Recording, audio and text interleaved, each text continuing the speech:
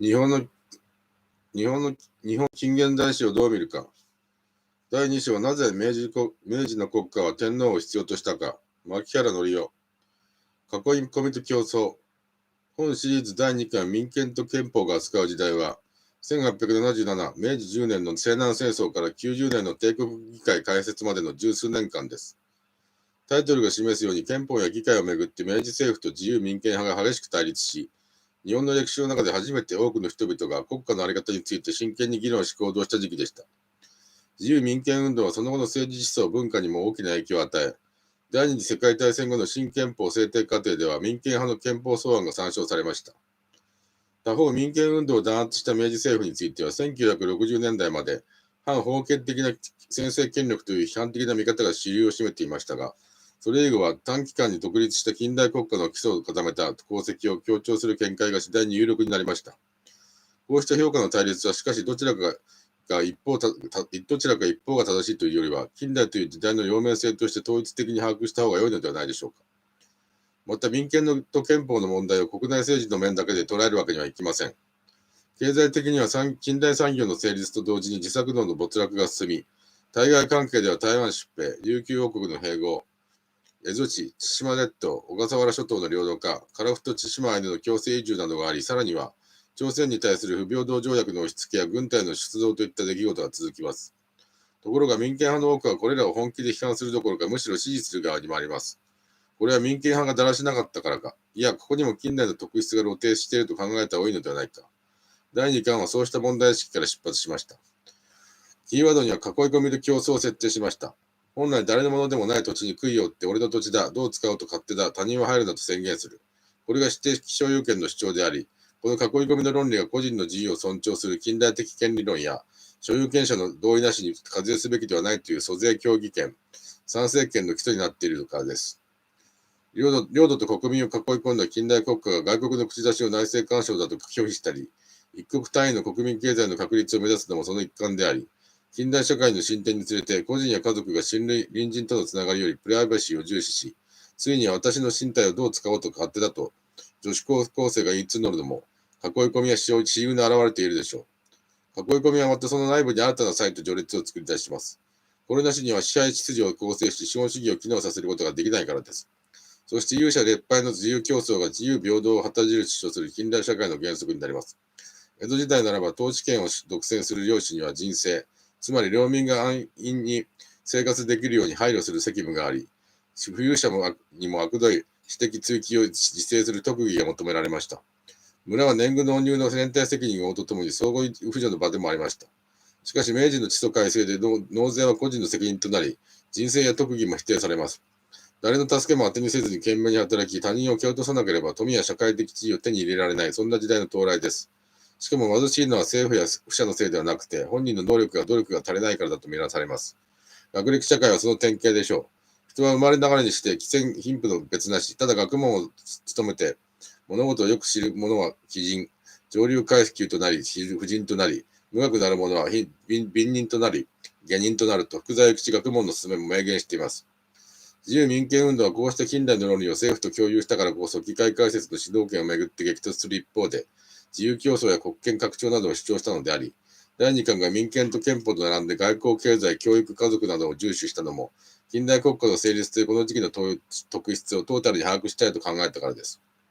三極構造。もちろん実際の民権運動が租税協議権の論理だけで動いたわけではありません。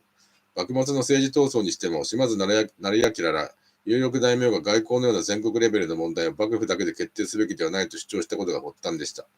やがて君主専制、立憲君主制共和制といった政治体制の違いや議会制度の基礎的知識が加藤博之、津田真道ら幕府系知識人などによって紹介され始め、反幕府派リーダーの中にも憲法や議会の初歩的イメージが伝わってきました。将軍徳川慶喜も1867、慶応3年、有力諸藩重臣の会議という形式をとって大政奉還を敢行し、諸侯会議の主導権を握ることで権力を維持しようとしました。この人は王政復興のクーデターと戊辰戦争で阻止されましたが、抗議世論の尊重は尊王攘夷派が幕府を攻撃する時の旗印でしたから、明治政府といえども簡単には否定できません。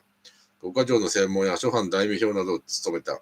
諮問会議、工具書の設置はその表れでした。しかし何が世論かは自明ではなく、公論尊重だから平和的とも限りません。自分たちの主張こそが公論だと言い合って武力抗争になったり、世論に従えと叫んで権力を握るや、世論を邪魔者扱いすることも珍しくありません。近代国家建設を急ぐ明治政府もまた、農民や土地族の反発を暴力的に抑え込みつつ、地租改正、徴兵制、出力処分などを実現させてきました。一方、明録者同人をはじめとする知識人は、文明開化の立憲国では国家の主眼は人民であり、人民には土地私有権などの権利と義務がある。加藤博之、国体新論。西洋の君主は馬車の御車のようなものであり、乗客である人民の希望に従って馬車を進めねばならない。スマイルズ、中村正直役、西国立志論などで啓発に努めました。天下は天下の天下にして、君主一人の天下にあらずといった古くからの政治理念がこれらと重なって、市民平等である以上、国民には国政参加権があり、思想表現などの自由も尊重されるべきだという主張が、士族のみならず、名士、名主などの地域指導者層や、富裕な農民、商人の共感を呼ぶようになります。江戸時代にも村役人など入れ札、投票で選ぶ慣行がありましたから、選挙や議会はそれほどキーではなかったと思います。ただし、この国で自由に生活する以上、国家のために一命を投げ打つ覚悟が必要であり、政府にのみに国を預け置き、傍らよりこれを見物する客分になってはならない。学問の勧めと複雑は力説しています。旧幕臣の勝海舟、榎本武明が敵であった明治政府の大臣になったことを福沢が批判したのも、陸軍に仕えずという武家論理に反するからではなく、彼らを見習って、我が日本国民が外敵にあって、手際よく自ら解散する、つまり日本の民衆が外国の支配を簡単に受け入れてしまうことへの恐れからでした。痩せ我慢の説、1877年執筆。国境線で囲い込んだ住民が、ナショナルアイデンティティを持たなければ近代国家は十分に機能せず、何よりも外国との競争や戦争に勝てないというわけです。それに国家の運命と自分の運命は不可分だと認識しなければ、国政改革に強い関心を持つこともありません。民権派が新聞や演説会で国民としての自覚、愛国心を打って徴兵逃れを非難したのはそのためです。ここでのキーワードは国民です。江戸時代の庶民は純然たる百分でしたが、総略指導者層は村受け制の下で地域社会の知者として活動し、幕末の対外関係にも危機感を抱いていました。だから福沢や民権派の主張に違和感はなかったでしょう。ただ報告心が自国中心の変馬心であること、文明論の概略75年を自覚していたところに福沢の思想家としての本領がありました。他方、一般民衆の中には、兵役なんて真っ平だし、一日三度の飯が食えれば誰が天下を取っても構わないといった客分意識が根強く残っていました。しかも江戸時代の川川柳の皮肉な眼差しや一気打ち壊しが示すように、百分は単なる政治的無関心や服従心ではなく、政府を横目に見つつ、生活が脅かされれば果敢に異議申し立てをすると、筆者根性の持ち主です。明治の民衆も、新政反対日記を起こしたり、公然と政府を非難する民権派の演説に拍手喝采しました。つまり、百分として人生を求める民衆と、国家を主体的に担おうとする民権運動との間には基本的なズレがありながら、両者は反政府の一点で共振し、政府に大きな脅威を与えたのです。とすれば、この時期の政治構造は政府と民権派の二極ではなく、民衆を加えた三極対立の構図で捉えた方が良いでしょう。自由競争、学歴社会、近代家族などの価値観を積極的に内面化していくのも上昇志向の強い中間層ですから、政治以外の分野でも三極を想定できるかもしれません。とはいえ、庶民もまた次第に近代国家の国民になっていきます。そうした複合的な関係を第2巻では重視しました。文明化の推進役としての天皇。だが、明治の国家を単純に近代国家と言ってよいのか、天皇制の問題があるはずだという疑問を持たれる方も多いでしょう。確かにその通りです。ただし、近代天皇制の形成期である明治期を、前近代や1930年代以降のいわゆる橋向きのイメージで捉えるわけにはいきません。第2巻では対象とする時期が限られていたこともあって簡単にしか触れられませんでしたが、ここではもう少し時間軸を長くとって、明治の国家がなぜ天皇という存在を必要としたか、天皇が日本の近代国家建設の中でどのような役割を果たしたかを改めて考えてみることにします。まず第一に天皇の存在がなければ幕藩制の解体と中央集権国家の確立を短期間に実現するのはかなり困難でした。儀礼的にせよ、朝廷が武家政権の上に位置づけられていたからこそ、幕末の政治過程で尊皇のスローガンが威力を発揮したのであり、幕府や諸藩が統治権の奉還を拒否できなかったのも、政治的経済的な弱体化だけでは説明できません。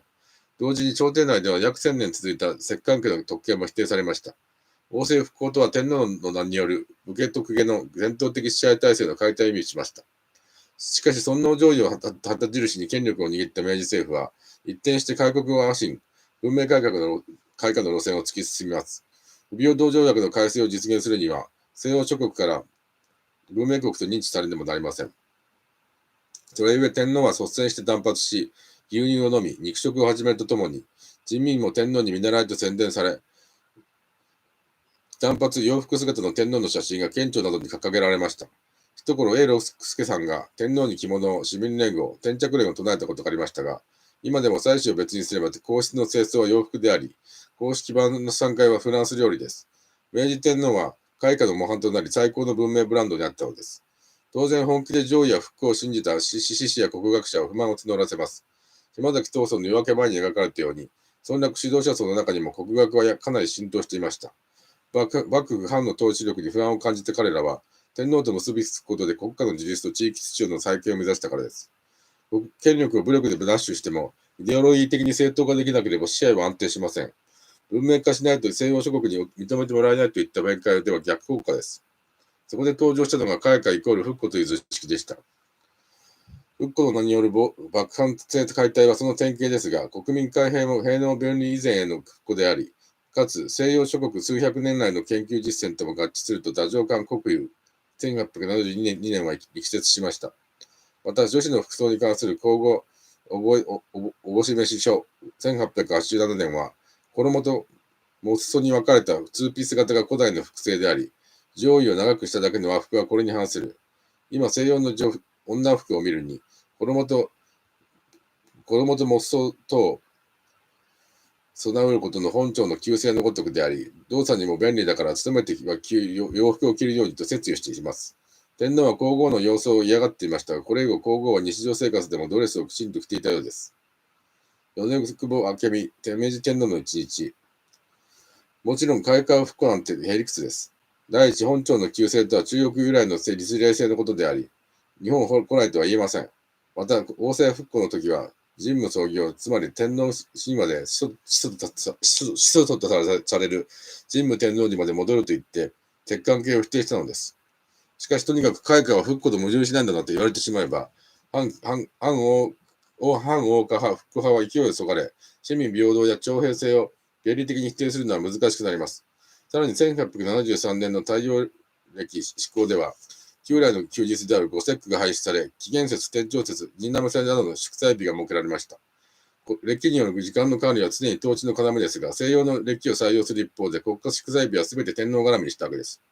そもそも最先端文明の導入による天皇の権威確立という手法自体が、古代における中国化の再現でした。それでも天皇がイデオロギー的にも指導的役割を果たせたからこそ、急速な西洋化が正当化され、それゆえにまた、近代日本における天皇の統治権が確保できたと言えるでしょう。人者としての天皇、皇后。ただし、これで天皇の統治が庶民にまで受け入れられたとは言い切れません。近代の天皇は人君になれないからです。天朝ありて亡きが如くなれば、共和政治にても、書式さえ下敷きになりそうらえば、その方幸せ。天皇の政府は何もしてくれない。共和政治でも物価が安くなるならその方が幸せだという東海道編の雲助ともどもの説が、1874年のある憲白書、鹿児島県士族川柳安友に紹介されています。無論彼らは共和主義者になったのではなく、貧乏人を助けるのがお上でいうものだと言いたいのでしょう。でも明治政府は米価引き先に動きません。徳川様の方が良かったという声もあちこちから上がっていました。そうした中、政府は天皇の長期視察旅行、地方巡業を繰り返します。もともと岩倉智美らは従来の天皇が人民に顔も見せないような尊大な態度をとってきたことが上下隔絶の原因であり、西洋の帝王のように直接人民に接して国内同心合体を努めなければならないと主張していました。大久保利通、大阪宣徳憲白書、1868年。だから地方巡業には天皇を民主にアピールすると同時に、近代国家の君主としての自覚を天皇に持たせる狙いもありました。天皇は政府容認を従えて外国、病院、支援者などを視察し、田植えや漁で働く庶民に目を留め、功績ある者を表彰し、老人被災者などに歌謡金を与えたりしながら各地を巡回しました。地域社会に与えたインパクトは大きく、民権運動の基盤である地域の有力者層を政府側に引き寄せる上でも効果的でした。天皇の言動や地元の歓迎ぶりは新聞を通して全国に知らされ、天皇自身の自覚も格段に高まりました。時には費用負担をめぐるトラブルなどもありましたが、巡業がかなりの成果を上げたことは間違いありません。また、火曜金は巡業だけでなく、大火事、大地震など様々な機会に配られ、政府は冷たいが、天皇皇后は慈悲深いというイメージが次第に作られていきました。米価が急上昇した1890年、貧民保護は大打診を助長するとして東京市参事会が休業費を否決するや、皇后が毎月300円を貧勤民のために火曜すると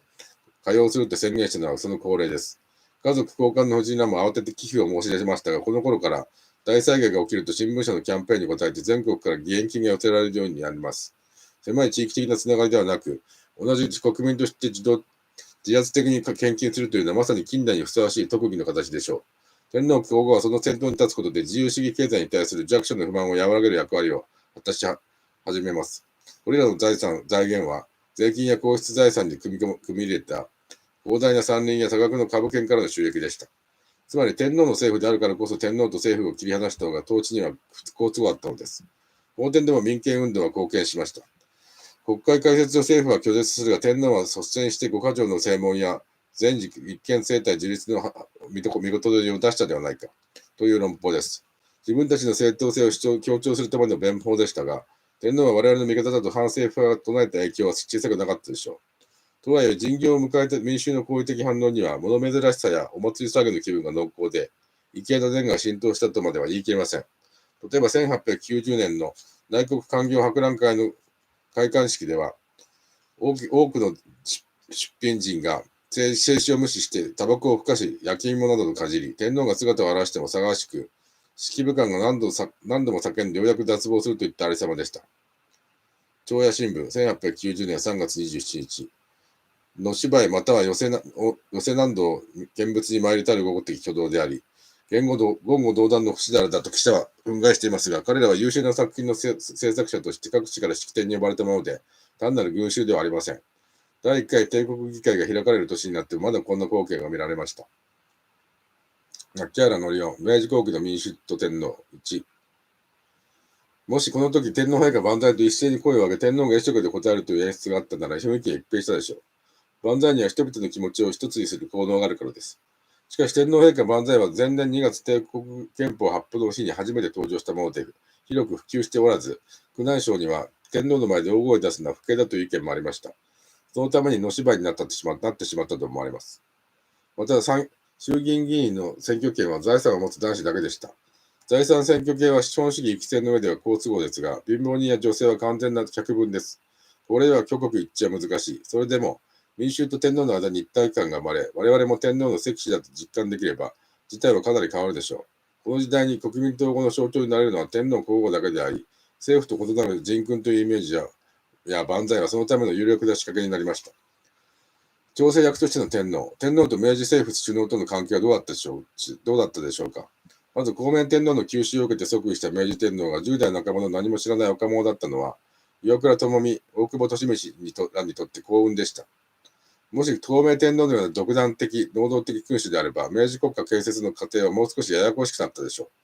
う。幼い天使を担いで勝手なことをやっていると非難されても、天皇という存在自体に権威があれば政府にとって十分でした。ただし、対外関係の上からも、近代的な君主としての素養や態度は身につけてもらわねばなりません。王政復興直後に、大阪銭湯大久保らが主張したのも、飲酒と女官に囲まれた宮廷から天皇を引き剥がせたためでした。皇居が東京に移ると側近に士族が登用され、日本中国の古典とともに西国立志編などの講義も行われました。天皇自身も軍隊の演習に積極的に臨席したり、消失した皇居の再建を財政難や人民の生活が苦しい中で急ぐ必要はない、などと主張するようになります。地方巡業の過密スケジュールにも耐えました。それでも政策決定は大臣らの言う通りにするほかありません。飲酒を控え、学問政務に最も関心を持ち、些細なことで感触を起こさないようにと、1874年から理事長から注意された背景には、20歳を過ぎた天皇の不満があったのかもしれません。天皇が政治の中で存在感を持つのは大久保利通の暗殺78年以後です。巡業での知見や側近の元田長実、佐々木孝之らの影響によって欧化政策への批判を強めた明治天皇は、教育や内閣の人事などで口を出すようになります。しかも強力なリーダーシップを発揮した奥部を失った政府内では、財政、憲法、議会、軍隊などに重要問題をめぐって意見が置かれ、天皇の裁定で何とか混乱を収止するということが繰り返されました。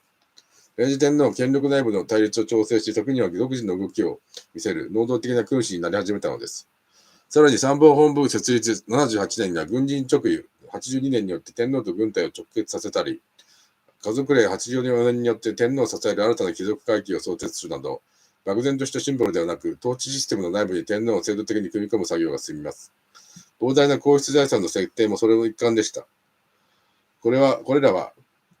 自由民権運動や議会開設に対する防波堤として天皇が位置づけられたことを意味しており、西南戦争を境に明治政府の専制が近代的変革のためから権力保持のために転換したことに対応するものでした。しかしながら、天皇が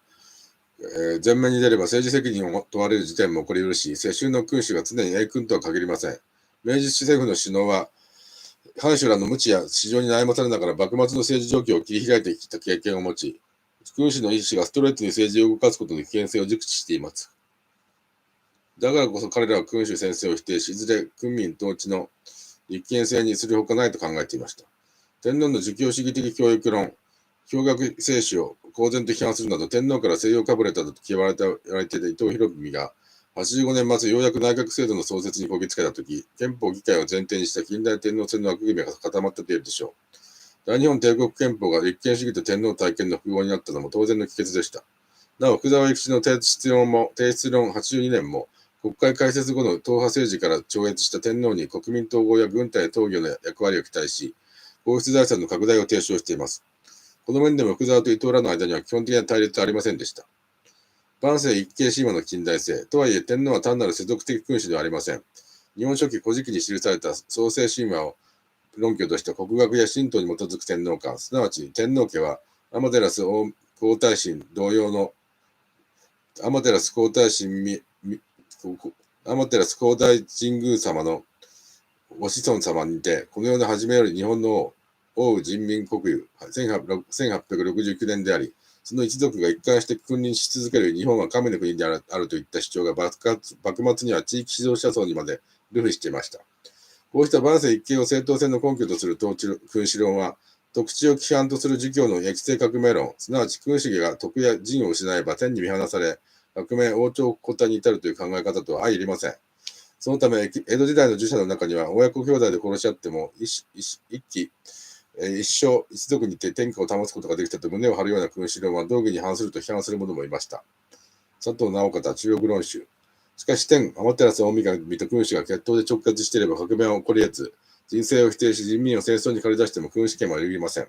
万世一系はむしろ近代にこそ適合的な君主論であり、先日の歌謡金はその本質を粉飾するものと言えるでしょう。この天皇観はまた仏教や儒教は外来思想であり、日本古来の宗教である神道に復興すべきだという主張ともつながっていました。寺受け制が敷かれた江戸時代は神社神官も寺院の管理下にあり、教義の上でもって天照大神は大日如来の化身であるといった神仏混交連が優勢でした。ところが明治維新で立場が逆転します。神社は寺院から分離独立し、皇室の祭祀から仏教色が排除されます。さらに平田派国学や水戸学などの北古神道派は寺院仏像などの破棄まで進みました。例えば奈良公園は興福寺の境内にあった多数の道具を破壊した跡地ですし、身近なところでは頭を取られたり顔を削られたお地蔵様の多くもこの時の被害者です。王政復興は神道原理による宗教革命でもあったのです。さらに神宮皇后による三冠征伐で朝鮮を従属させたという日本書紀の神話的記述を根拠に復古としての静観を唱える者もいました。しかし庶民の強い反発や仏教勢力で反撃、知識人の宗教自由論、西洋諸国のキリスト教解禁要求などに押されて神道の国教化を挫折し、1875年には信教の自由が認められます。また、霊魂の存在を信じる復古神道派や出雲大社系の神官は死後の世界を司る大国の主の神を天照大神として宮中に祀るべきだと主張していましたが、この最新論争81年でも伊勢神官派に敗れ、民衆宗教などと別の同列の教派神道に格下げされました。結局維新をイデオロギー目で支えた復古神道派は、近代天皇制の中核から排除されてしまうのです。そして神道は人の生死、霊魂に関わる宗教ではなく国家の祭祀であり、天皇への服従こそが神道の真髄であるという国家神道が肯定イデオロギーにあります。大日本帝国憲法が万世一系の天皇に統治権があると明記し、教育直後が我が高祖皇宗の遺訓、つまり天天照大神、神武天皇や歴代天皇の教えを忠実に守ると要求したのはその表れです。また、伊勢神宮から地域の社に至る順序の序列体系が整えられるとともに、1900年には神社行政が一般宗教行政から分離され、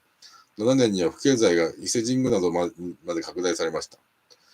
だからといって天皇が宗教と無縁になったわけではありません。この世界を誰がどのように作り出したかというと、創世神話は宗教の根幹に関わるテーマです。天皇神話や万世一系が信じない自由を含む宗教ではなく、不可侵の国家原理になってしまえば、宗教の根源を天皇制国家が握ることになり、考古学、歴史学などの学問研究も制約されます。それだけではありません。現在でも戦死者遺族の信仰を無視した靖国神社の合祀が個人の尊厳に対する侵害だと意識されないのは、神道は宗教にあらずという論法が魔力を失っていないからではないでしょうか。さらに、万世一系に日本の優越性を見出す論理は、日本固有の文化なるものの根底に天皇を据える発想をも生み出しました。家督としての明治後期。こうして、大日本帝国憲法を中心に近代的国家制度の確立を見た1890年前後に、国家神道の枠組みや国家統合の要としての天皇の役割も明確になります。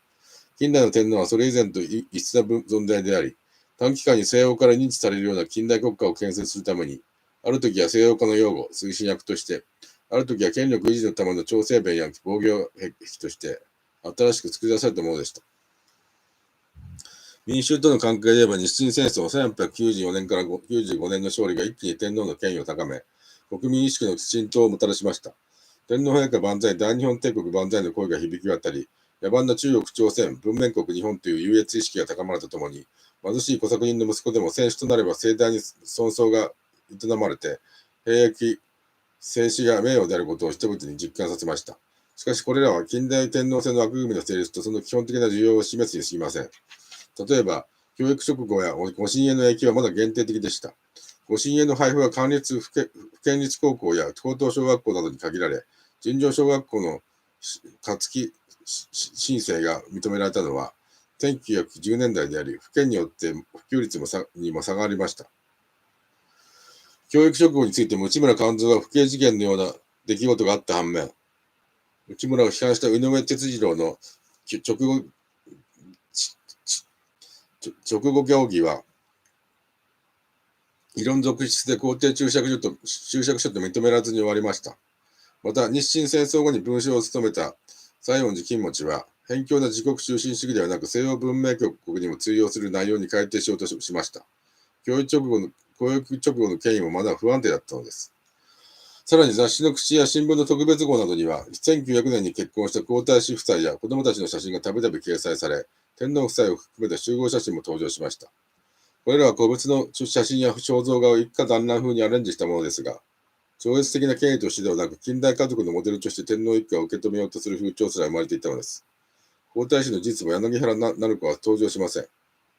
ただその一方では、国定教科書が14世紀の建武の申請に続く南朝北朝の併存を客観的に記述したことに対して、新聞や議会から後醍醐天皇に反旗を翻した足利尊氏を容認し、皇統一揆を成果とする我が国体を損なうものだと言って非難が浴びせられ、ついには明治天皇自身が自ら高氏の擁立した北朝系だが、南朝こそ正当であると認めさせられるという出来事もありました。1911年。また、津波や火事からご神へ教育直後を守ろうとして教員が死傷したり、回送中のお召し列車の脱線で鉄道員が自殺する事件も起きました。彼らを称賛する声が高まる一方、死ぬ必要はないという意見も出て論争になったことは小学期と違いますが、鉄道員に同乗した天皇が再資料を出したことで、自殺を当然視する雰囲気が逆により強まったように思われます。これ以後、関東大震災、空襲などの際にご神を守ろうとして30名近い殉職者が出ました。政府と天皇の関係はどうなったでしょうか。議会が開かれてみると、政府は予算審議権を盾にした旧民権派の政党の構成に苦しみ、伊藤や山形有朋が首相になるのを嫌がることさえありました。となれば天皇が乗り気を出すほかはありません。1892年の総選挙では民党派議員を落とすために選挙干渉の資金まで提供しました。その後も天皇の職職やおぼち飯を使って衆議院や特には貴族院、軍部などの異論を抑えることが繰り返されました。政治的危機が深まった際に君主が積極的に動くことは西洋の立憲君主国にも見られました。しかし日本の場合は議員内閣制を採用しなかったため、議会と政府の関係が不安定な上に首相の権限も曖昧で、軍部が大臣を出さなければ内閣が作れないといった制度的弱点を抱えていました。天皇の主権を守るために憲法で議会内閣の権限を制限したからです。それでも明治天皇が一定の政治的力量を身につけ、しかも憲法を作ったのは伊藤ではなく自分だという強い自負心を持っていたために、議会制が停止されることはありませんでした。近代憲法は非民主主的ですが、近代ゆえに廃止されないという一面もあったのです。そうした中で1898年、旧改新統計と旧自由統計が合同した憲政党の内閣が成立します。天皇の奮闘にもかかわらず政党議会を無視した朝鮮主義は10年と維持できなかったわけです。ところが尾崎幸雄文章の演説が不敬だと非難される事件が起きると、天皇が動き、大久保重信首相の人事政策に不満だった板垣退助ら自由統計も弾劾の側に回って、内閣は半年で潰れます。不敬を口実に対立党派を攻撃する手法は幕末以来の常套手段ですが、政府側のみならず反政府側も天皇を利用すれば天皇の権威はすり上がってきます。昭和期に政党政治が自滅する要因の一つはここにありました。以上、断片的な事例の紹介に過ぎませんが、明治後期の天皇制をめぐる状況はなお流動的でありながらも、天皇の権威は次第に高まっていったと言えるでしょう。防御のシステムとしての天皇。ところが大正期には一転して天皇の存在自体が影の薄いものになりました。しかも1918年の米騒動では、避暑地より300万円の誤解をありがたしと皮肉られたり、警察署長が誤解要件があったかによって、汝らは静まるべしと群衆に命じると、ひどい悪口が返ってくるといった事態が生まれます。この事件を国会で取り上げた斉藤隆夫は、本来国家の経費でやるべきことを過要金に頼るのは国民の思想に悪影響を与えると政府を批判しました。着肉強食の社会を過要金でごまかせる時代ではなくなってきたのです。実際1920年代に入ると、米国法、借夜法、労働争議調停法、公設市場といった社会政策が採用され始めます。しかも、見延達吉の天皇機関説を非難した上杉晋吉は、制限選挙制が奥朝一審の大理層、天皇との一体化による挙国一致を阻害するなら、速やかに普通選挙を実施すべきだと言い出します。国体成果の活用、1919年。さらに、内村勘三の不敬を批判した井上哲次郎までが天皇による統治の根拠とされる天照大神家の金の進捗は、人生を施せという命令と考えるべきで、我が国際といえども国民の進化発展と矛盾してはならない。我が国体と国民道徳、1925年と公言するようになります。なぜこんなことになったのか、第一次世界大戦とロシア革命は今後の戦争が国家の存亡に直結する総力戦にならざるを得ないこと、そして挙国一致に失敗すれば王政が崩壊し、社会主義革命が起こり得ることを世界に示しました。米騒動はかつての人生、特技要求に類するものでしたが、日本でも革命が起きかねないことを実感させました。やがて労働農民運動が盛んになり、無産政党も登場します。だからこそ上杉や家の上は転校せざるを得なかったのでしょう。自由放任経済と制限選挙制の時代を近代前期とすれば、社会政策、普通選挙制の近代後期への転換が始まり、天皇制の根拠にまでその影響を及んだのです。井上哲次郎はまた、神話伝説は歴史的事実ではない。天皇家が受け継いできた三種の神器のうち、現在の鏡と剣は模造品であるといったことを以前から東京帝国大学の講義で述べていました。森川照樹、国民道徳論の道、三原書、2003年。これらは天皇機関説とともに国家エリートにとってはいわば常識と言えることであり、総力戦を戦い抜くには民衆の戦時参加と最低限の生活保障が不可欠だという認識ともつながっていました。しかし他方では生活価格差の拡大に対する不満や強力的な消費文化への反感から農本主義、国粋主義、宗教的急進主義などの運動も活発になります。その中には天皇が救世主になることを望むようなものもありました。こうした中で男子普通選挙法と同時に私有財産制と天皇制の護持を命じた治安維持法が交付されます。人生特重視の井上説も、我が堂々たる真宗をもって儒教的な育成革命の国家と同一しているものだ。日本及び日本人、1926年10月と右翼やメディアから非難され、政府は我が国体と国民道徳の発禁処分を余儀なくされました。そして天皇の超越的な権威を振りかざすことによって国家秩序や国策に違和を示す言動を徹底して抑え込もうとする動きが強まるとともに、住民の間に相互監視のひとやかな網の目が広がり、1890年前後に成立した制度の実態化、すなわち何かに対する警戒と恐怖の前もってする一種の予防体制。林達夫久野治、思想のドラマトロギー、平凡社、1974年であるという近代天皇制の本領が発揮されていくことにあります。第2巻は1880年代を中心に国民国家競争社会、近代天皇制の枠組みがどのように形成されたかを追ったものでした。もとより歴史の流れは一本上司ではなく、制度と実態の間に意見にも折り重なったズレがあって、その複雑さにこそ歴史研究の面白さがあると言ってよいでしょう。天皇制についても同様ですが、見過ごせないのは、志村勘三や井上哲次郎の事件のように、不敬だという非難が在野から発せられることも少なくなかったことです。明治から昭和に至る近代天皇制の発展を展望したとき、不敬の土星にたじろがないためには何が大切かを改めて考えさせられます。おすすめの5冊。1、イザベラ・バード、時岡恵子役、イザベラ・バードの日本機構、上下、講談社学術文庫2008年。1878年に来日したイギリス人女性の旅行記。東京、京都、伊勢などにとどまらず、日光、新潟から東北、北海道に至る山村やアイヌの生活を文明人の目で観察しながら次第に住民の神聖に共感するように第1級の作品。2、広田正樹、差別から見る日本の歴史、解放出版社2008年。第2巻では十分に取り上げられなかった差別をめぐる諸問題を、近世近代を中心に古代から現代に至る長い時間の流れに中に位置づけ、分かりやすく論じる。被差別部落、女性、芸妓、描写、さらにはアイヌ、琉球、朝鮮、中国などの他者に対する別紙と解除、その根源にあるものを歴史的に考えるために一冊。3、福沢諭吉学問のすすめ、岩波文庫1978年。明治初年の人々に圧倒的な影響力を与えた古典であり、冒頭に施設はあまりに有名だが、平等よりも国民をキーワードにしてぜひ読み返していただきたい。明治の国家的課題とはいかなるものと認識されていたか、近代とはどのような時代かといったことを再検討するために。4、安丸義雄、近代天皇像の形成、岩波書店、後に岩波現代文庫。近世から近代の転換期に生まれた危機意識や民衆的コスモロジーの深みにまで施策を巡らしながら、民族と秩序とのせめぎ合いを軸に、天皇を超越的な権威として受け入れる幻想の形成過程を思想史的に明らかにした作品。近代天皇制論の基本文献の一つ。5、吉村明赤い人、筑波書房1977、後に講談社文庫。1881年に建設された北海道の樺戸州知官、監獄に、内地から凶悪事件や士族反乱、政治運動などで重罪を宣告された囚人が送り込まれ、赤い服を着せられて、開拓、道路工事、鉱山で酷使された。綿密な調査をもとにしながら、北海道開拓使や明治国家のどす黒い一面をまざまざと描き出した吉村明ならではの歴史文学。